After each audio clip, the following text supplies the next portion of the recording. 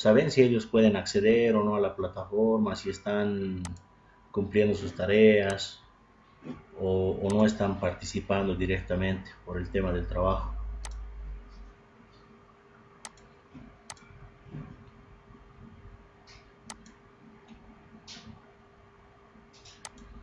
Eh, Creo que, profe, en algunos, ahorita de aquí en la clase de la actual, como 15 nomás estamos participando en todas las materias, 15 nomás más o menos, ¿eh?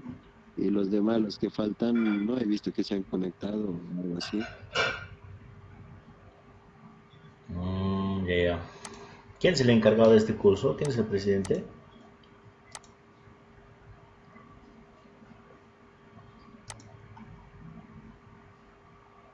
Calizaya, profe.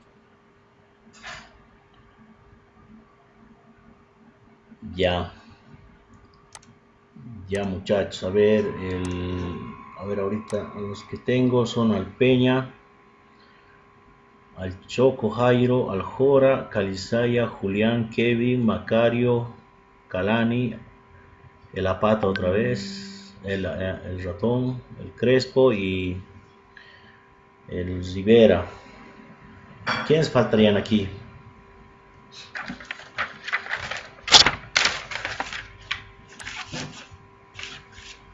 El Coca, ¿no? Tercero es igual, profe. Después, El Salvatierra. El Salvatierra está trabajando, profe, en la gasolinería. ya nos faltarían dos más. ¿Quién serían? El Julián está El aquí. Carlos Bustamante. Ah, el Sí, profe. Bustamante. Rojas, profe. El Rojas. Sería igual Joseph, profe. ¿Qué apellida?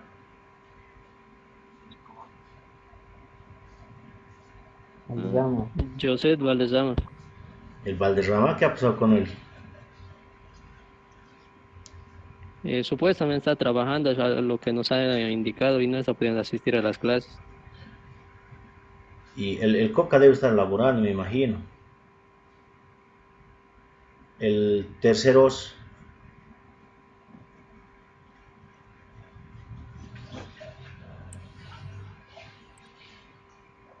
Tercer, a lo que anteriormente ha entrado a una clase, dijo que está en el Chapario, profe.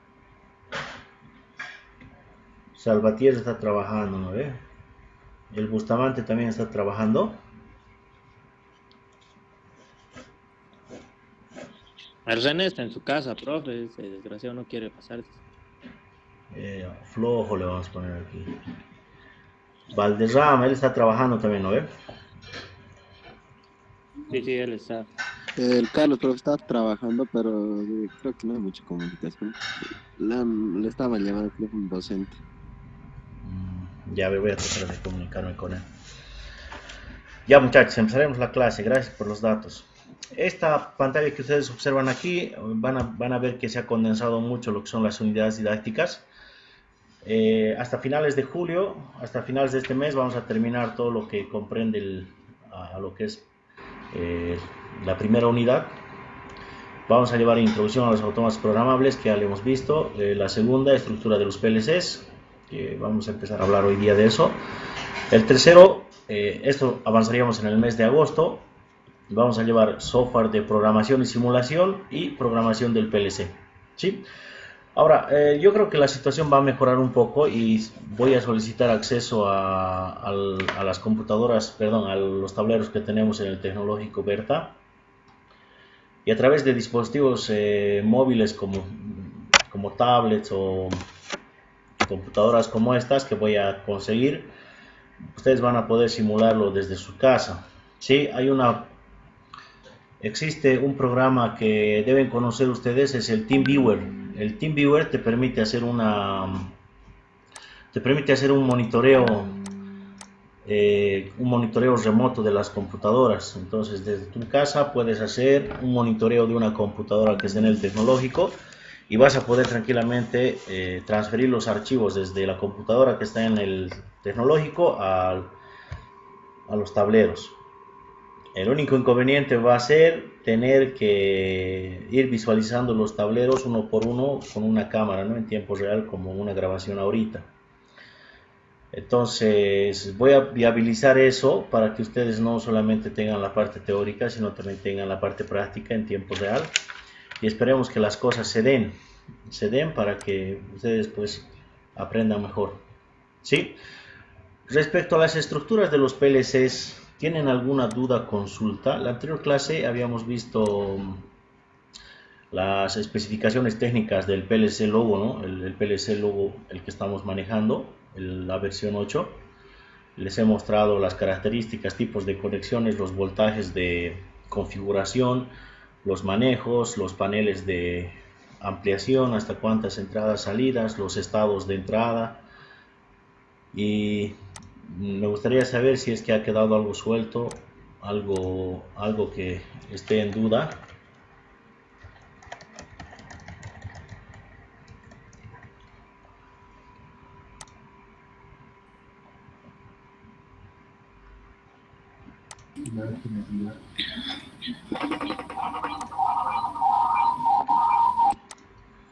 Hola.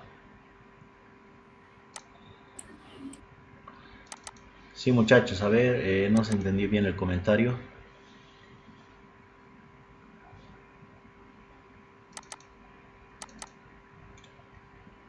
En algunos puntos, profe, de algunos PLCs estaban diferenciándose con las entradas y salidas. No sé si nos podría explicar un poco de eso. Ya. Entradas digitales y entradas analógicas. En esa parte, profe. Ya, a ver, ahorita vamos a abrir el archivo. Bien. Lo más importante para que ustedes aprendan a diferenciar eso de las entradas analógicas digitales es comprender los tipos de señales a los cuales se refieren cuando se hace referencia a las entradas. Entradas digitales son las entradas que tienen señales discretas, encendido, apagado. Solamente tienen esos dos estados. Mientras que las señales analógicas pueden tener desde un valor mínimo de 0 hasta un valor máximo que depende de la magnitud. Por ejemplo, en la temperatura siempre medimos de 0 a 100. Entonces, en el rango de temperatura sería el mínimo 0 y el máximo 100. Entre ese rango, la señal analógica puede tomar cualquier valor en ese intervalo. Puede ser una señal 1, 2, 3, 4, cualquier señal hasta llegar al 0. Esa es la diferenciación entre lo que son las señales analógicas y las señales digitales. Ahora, vamos a hacer referencia a estos módulos. ¿Sí? Bueno, les estaban comentando en la anterior clase que las entradas digitales van desde una entrada hasta 24 con los módulos de ampliación en las entradas digitales del logo B8. Las entradas analógicas pueden llegar a ampliarse desde 1 hasta 8. ¿Sí? Ahora, ¿qué diferencia hay? Incluso en la construcción física misma de los dispositivos existe una variación en los módulos de las entradas analógicas y las entradas digitales. Las entradas digitales lo único que necesitan es una alimentación común, que en este caso sería línea, iría al pulsador, la salida del pulsador iría a una entrada. Con eso ya controlas la señal discreta, el 1 o el 0. Si se fijan, el módulo, el 230R, el módulo de expansión, también tiene la misma configuración. Tiene línea neutro, línea mandamos al pulsador, la salida del pulsador introducimos a cualquiera de las entradas. Las salidas digitales manejan la misma lógica porque son solo contactos que abren y cierran de acuerdo al estado de la programación de cada salida. Por lo tanto, nos manejan dos valores, 0 o 1, apagado o encendido.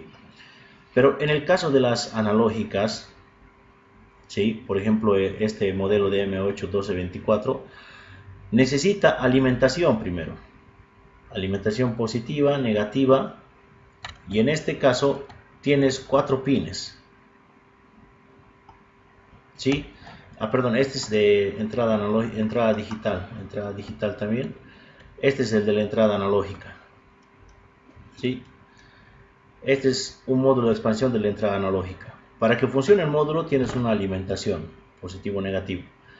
Pero para que esa señal que tú vas a ir controlando, puede ser de un control de temperatura por un sensor PT100. Entonces en el PT100 te van a soltar dos cables, ¿sí? Necesitas introducir esos dos cables entre el más menos o L más M, y esos dos cables van a ir transportándote información que va a variar, como les decía, en el caso de la temperatura desde 0 grados, 1 grado, 2 grados, 50 grados, 40 grados, 30 grados. De 0 a 100 puede tomar un sinfín de valores que van a llegarle como información al módulo de expansión. Y una vez que el módulo de expansión recibe esa señal en forma de temperatura, lo que hace es sacar esa señal en forma de voltaje o de corriente. En caso de que necesiten que esa señal se convierta en voltaje, el voltaje que este módulo me da para poder manejar es de 0 a 10 voltios. O si lo quiero en forma de corriente, puedo manejar de 0 a 20 miliamperios. Entonces se produce un escalamiento. Por ejemplo, para 0 grados va a ser 0 voltios. Para 100 grados va a ser 10 voltios. Entonces, si mi señal analógica me da una temperatura de 50 grados, el módulo de expansión me va a botar 5 voltios, ¿sí?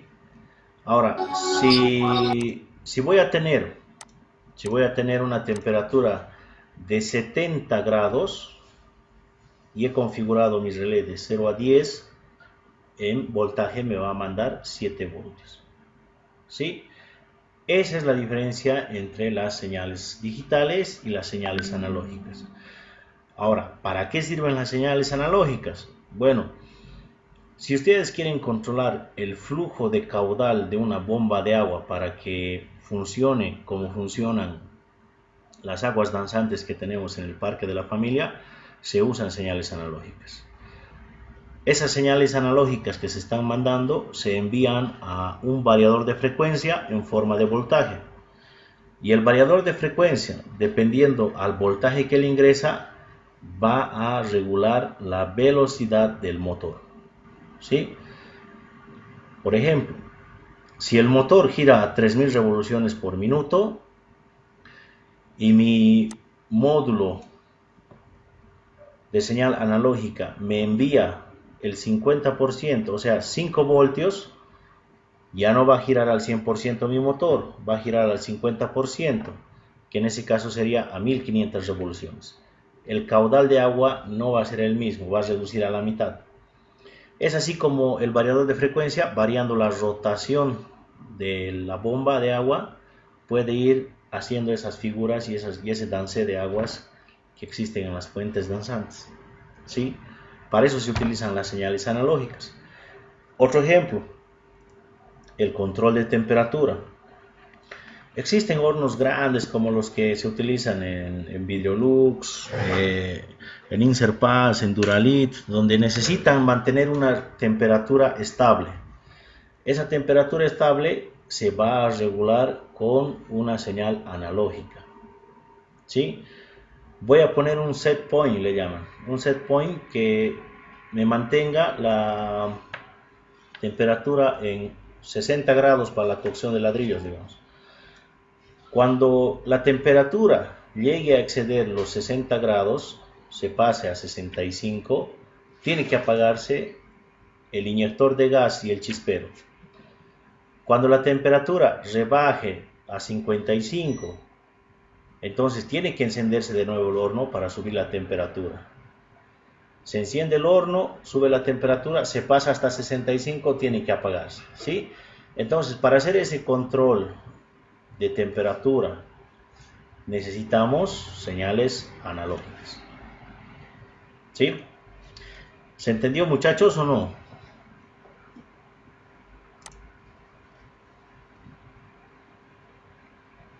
Gracias por la información, profe. Positivo. Ya, muy bien, muchachos. Bien, ahora lo que tenemos que avanzar es la configuración interna de los PLCs. Esto ya lo hemos visto en el curso, así que me van a ayudar a recordar cómo eran las definiciones de las memorias. Existe una arquitectura interna que maneja el PLC y esa arquitectura interna tiene mucho que ver con los recursos, puertos y interfaces que maneja entre las entradas, salidas, dispositivos preaccionadores, accionadores, procesos y entrada de información. Entonces todo eso está relacionado y se puede ver en esta simple figura que les voy a mostrar. A ver.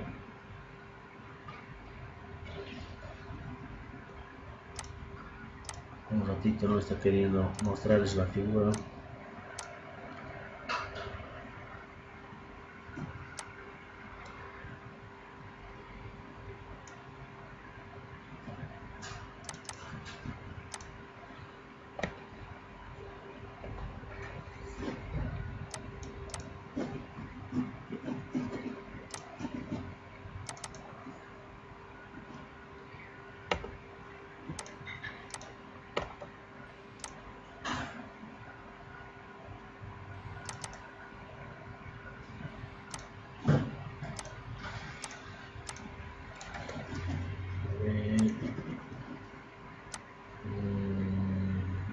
Ya.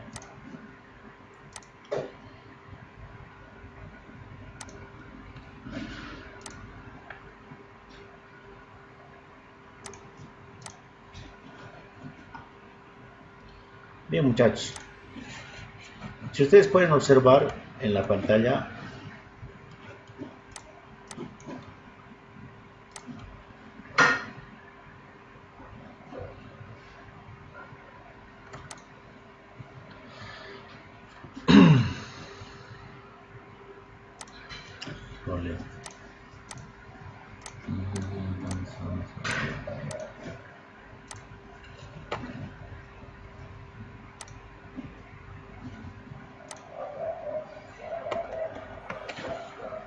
un momentito, muchachos.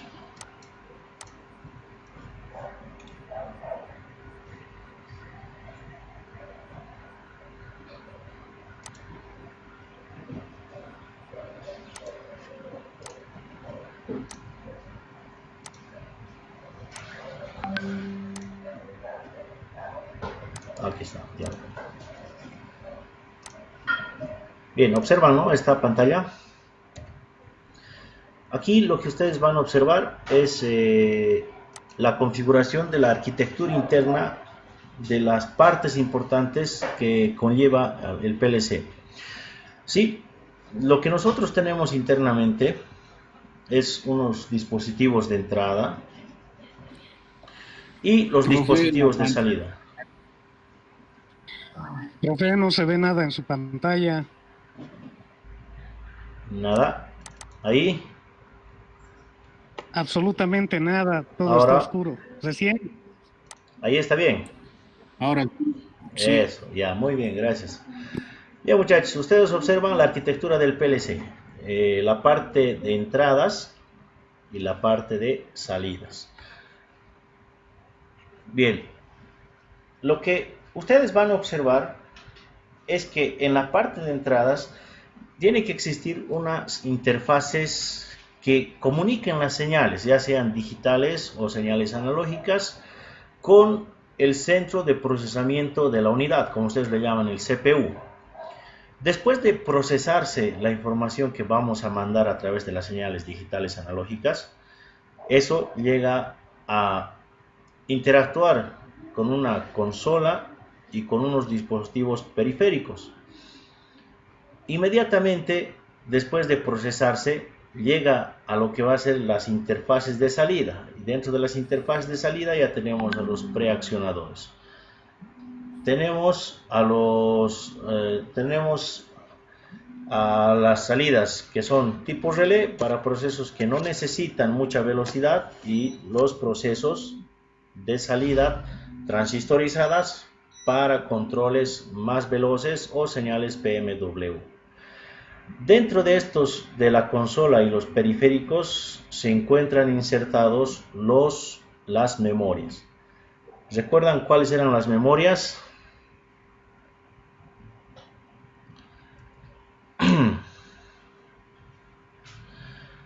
Tenemos la memoria RAM, la memoria ROM, la memoria EEPROM y la memoria EEPROM. ¿Sí? Aquí tenemos una descripción un poco más técnica de lo que es el PLC en su configuración interna. Tenemos los dispositivos de entrada. Los dispositivos de entrada se comunican a través de un bus de comunicación entre la unidad central de procesamiento. La unidad central de procesamiento hace referencia a la memoria de datos, ¿sí? Cuando se habla acerca de la memoria de datos, se está hablando acerca de las memorias ROM, ¿sí? Las memorias ROM son las que se encargan de guardar la información que se almacena en forma de datos que nosotros enviamos desde la computadora hacia el PLC. Y como está guardado en esta memoria, es un poco complicado que se pierda esa información. Normalmente lo que usamos en la memoria ROM son las bases específicas de la estructura del PLC, por ejemplo las marcas, salidas, entradas, temporizadores, generadores de pulso.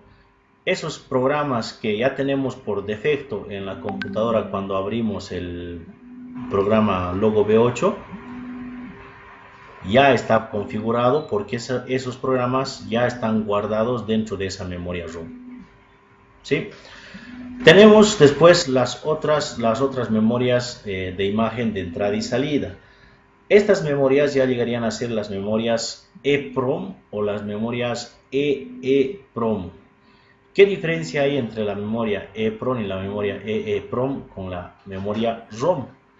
Bueno, la memoria ROM es una memoria que almacena información que es muy difícil de borrar.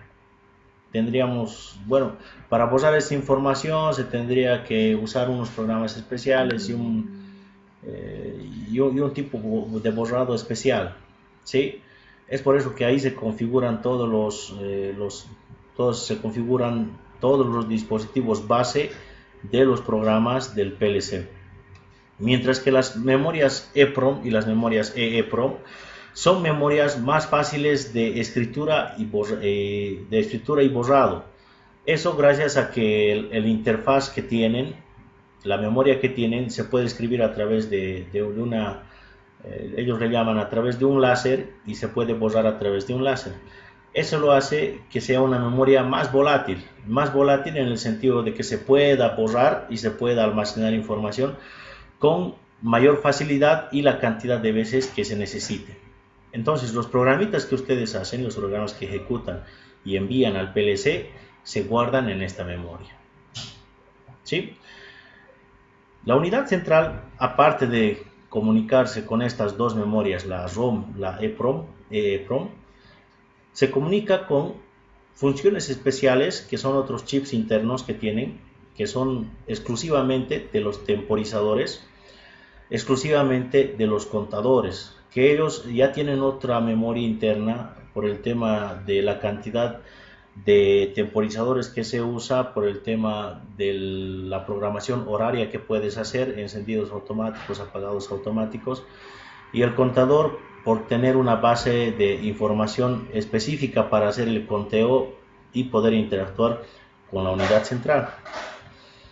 Por la parte superior tenemos otra memoria, ¿sí? Y esta es la memoria de programa. Esta memoria de programa tiene que ver con la memoria RAM, ¿sí? La memoria RAM es la memoria con la que se puede interactuar entre el bus interno y la unidad central. Es decir, esa memoria es la que me va a permitir agilizar más las transferencias, los procesos de ejecución, o puede llegar a ser más lenta. ¿Eso de qué va a depender? De la cantidad de memoria que ustedes tengan. Por ejemplo, los primeros celulares que han salido, los J1, los J2, tenían una memoria desde medios giga de interna.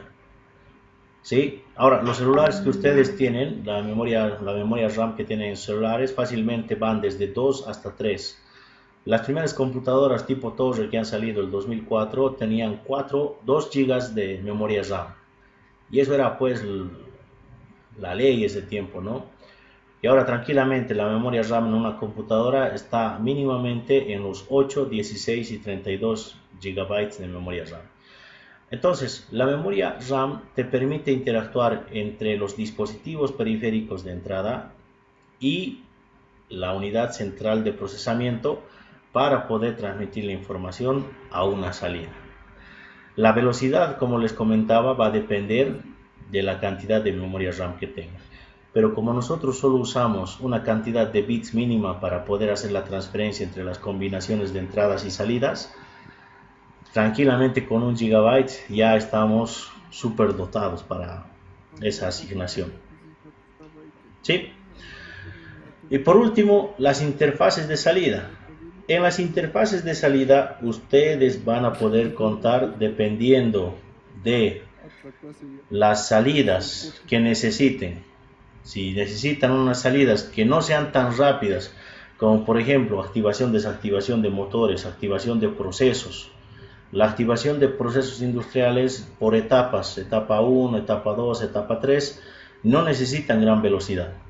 Entonces, para eso se necesitan las salidas que sean más robustas, que aguanten más corriente para los accionadores, y esos son los con salida a relé.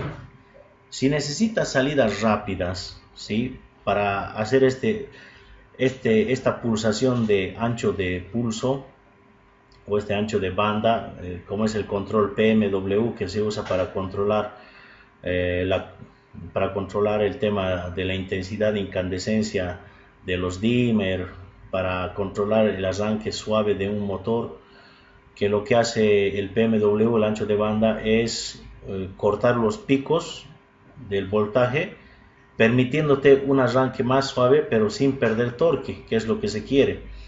Entonces el arranque suave que se utiliza en algunas máquinas es similar al arranque de un variador de frecuencia.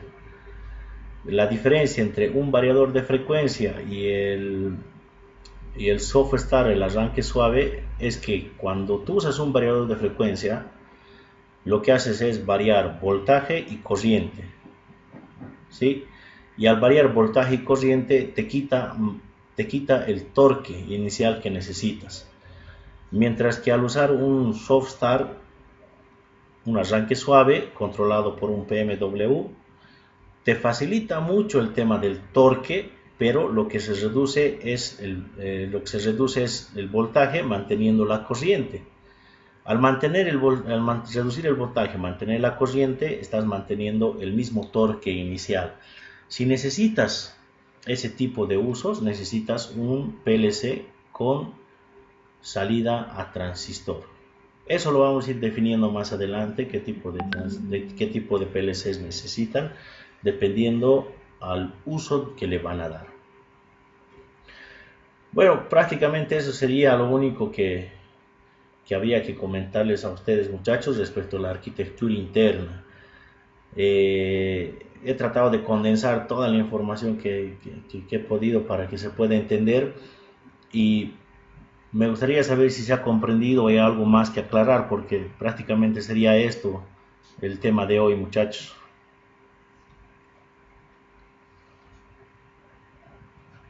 Dudas, consultas.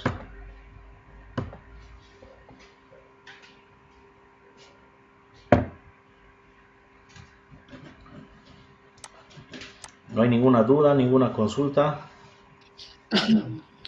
Profe, ¿podría subir un video explicativo como subió las anteriores clases? Son muy útiles para repasar el tema. Ya les comento Por que favor. estamos grabando esto y lo voy a subir ni bien termine la clase. Excelente, profe. Profe, ¿cuál era el otro variador para no perder el torque? ¿O cómo es? Soft Start La se salida del llama motor. arranque suave. Ah, ya. El arranque suave le llama. Gracias, profe.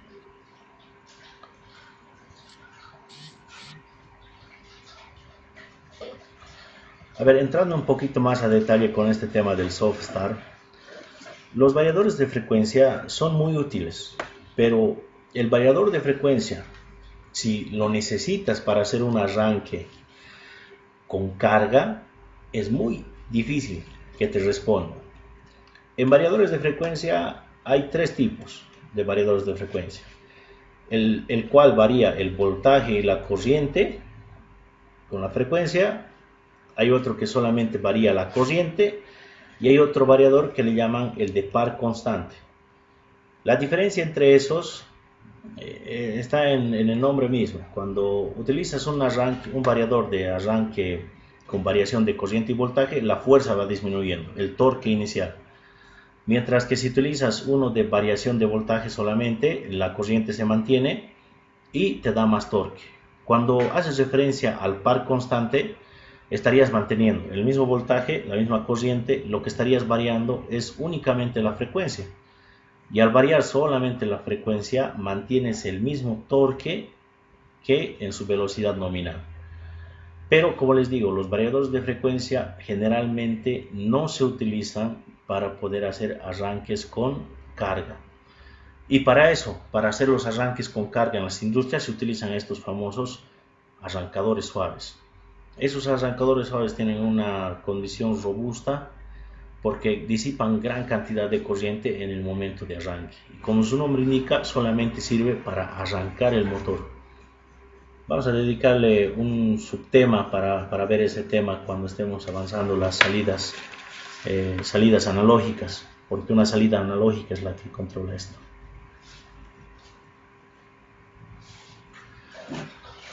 Bien muchachos, dudas, consultas.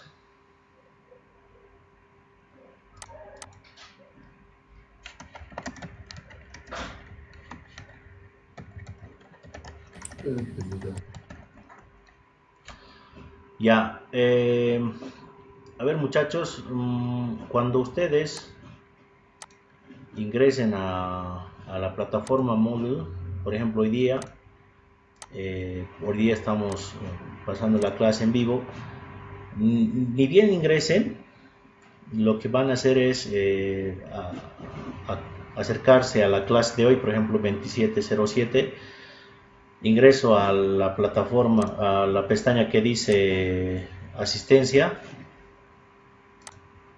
y en esa pestaña voy a entrar y voy a dejar presente, ¿sí? Lo único que tienen que colocar ahí es presente nada más. Eso con la finalidad, aquí está un estudiante que ha puesto ya, con la finalidad de que se vayan guardando las asistencias que ustedes tengan, porque nos ha sorprendido enormemente la disposición que ha decretado la Subdirección de Educación Superior, manteniendo los 3 parciales, la lista de asistencia, los exámenes teóricos, prácticos, y para respaldar las notas que ustedes van a obtener o que vayan a alcanzar, necesitamos tener algo que sea en la plataforma. Sí, entonces es importante que ustedes ni bien ingresen, vayan, le pongan presente para que yo también pueda respaldar que han asistido, ¿no es cierto?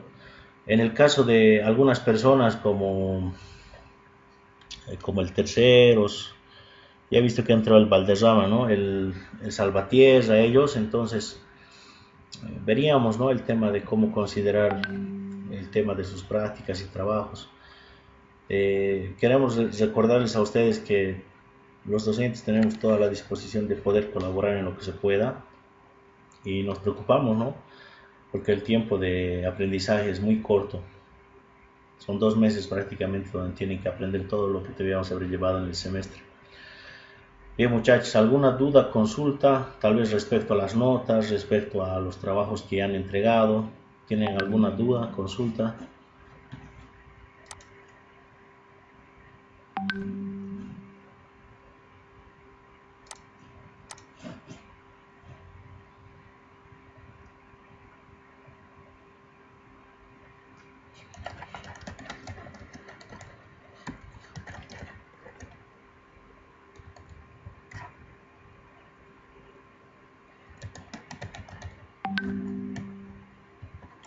¿Hay algún trabajo?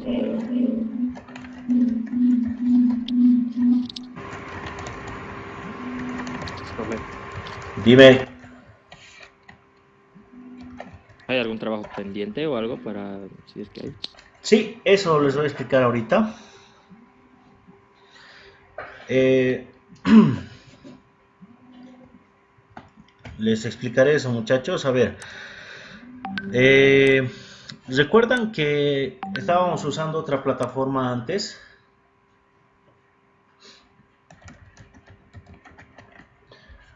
La Zoom. Ahorita les voy a mostrar. A ver, aquí está. Bien, ustedes ingresaban a un sitio web con el siguiente link: alvarolopez.jimdo.com. Sí, han ingresado ahí. Ustedes se van a control lógico programable. En control lógico programable les estoy dejando la práctica que ya algunos de ustedes deben estar haciendo, pero si no lo han hecho, vayan haciéndolo. Se pueden descargar, es gratuito, se descargan la práctica. Aquí les he pasado un video donde les voy explicando cómo van a ir resolviendo los ejercicios. Y hay un segundo video donde les está mostrando cómo se utilizan los temporizadores. ¿Sí? Porque en esta práctica hasta el ejercicio 5 es pura entrada y salidas digitales, y a partir del 5 ya son con temporizadores. ¿Sí?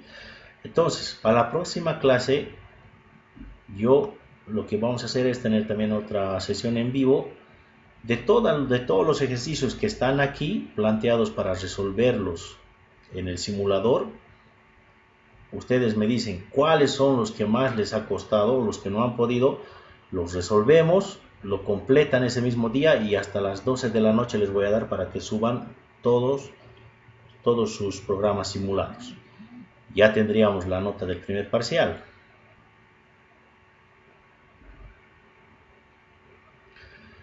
¿Les parece? Bueno, profe, está bien, gracias. Está bien, profe. De todita la práctica que tiene ahí. Correcto. A ver, vamos a descargar Los para dos ver ejercicios. todos los ejercicios. Ahorita les voy a mostrar. Porque creo que son 2 hojas. Los circuitos que están ahí en esa práctica, los que no podemos realizar, lo hacemos en clase, ¿no, profe? Correcto. A ver, el 1 habla de un taladro de banco, facilito, un autoenclavamiento sencillo. El 2 también. Esto ya lo hemos ido haciendo en el curso, ¿recuerdan? Después terminamos con el número 16. Hasta 16 ejercicios son. Entonces, como ya teníamos que haber presentado, ¿no?, el primer parcial, y ustedes me han entregado unas tareas antes de que empiece la pandemia, voy a promediar esas tareas que me han entregado, más esta práctica que llegaría a ser su examen. Vayan resolviéndolo. El próximo miércoles, los que no hayan podido resolver, me comentan en clase y lo vamos resolviendo, o las dudas que tengan respecto a estos ejercicios que les estoy dejando.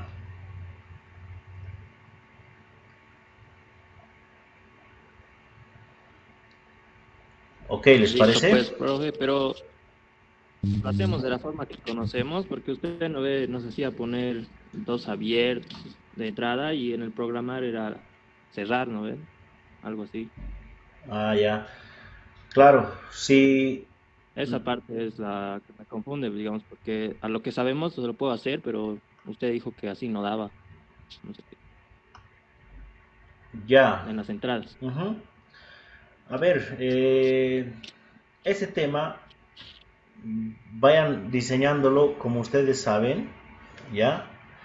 Pero respetando la nomenclatura de la señalización por norma. Por ejemplo, si voy a usar un pulsador de parada, es un pulsador rojo normalmente cerrado, ¿no es cierto? Entonces, en la simulación, si estoy usando en la entrada 1 de parada, significa que inicialmente cuando llegue a simular, ese pulsador llegue a estar cerrado. ¿Sí? Eso nomás vayan respetándolo, porque a lo que he visto, lo que hacen es considerar todas las entradas con pulsadores abiertos. Y el programa, claro, lo hacen así, pero respeten solamente ese tema del pulsador de parada como cerrado en la entrada que usen, y si van a usar un pulsador de emergencia, pues, también llegaría a ser cerrado, ¿no es cierto?